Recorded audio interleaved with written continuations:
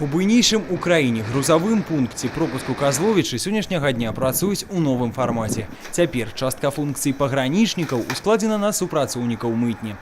Гэта пашпартны і санітарна-каранцінны кантроль, праверка законнасці знаходжання на тэрыторыі Беларусі альбо праезду транзітам, а таксама праверка дакументаў, якія пацвярджаюць абавязковае страхаванне грамадзянскай адказнасці. Прынцып аднаго акна ўжо паспелі ацаніць і грузаперавозчыкі. Прапускная здольнасць тэрмінала штодзень больш за 2000 фур у ободва накірункі. Цель эксперимента – это исключить в первую очередь дублирование функций, сократить время прохождения контрольных операций и увеличить товаропоток на внешней границе Евразийского экономического союза.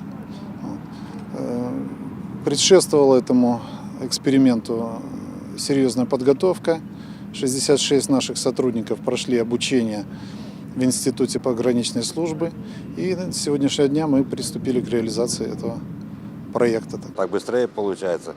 Одна очередь и все, оформился в одном окне, и пограничника и таможника прошел.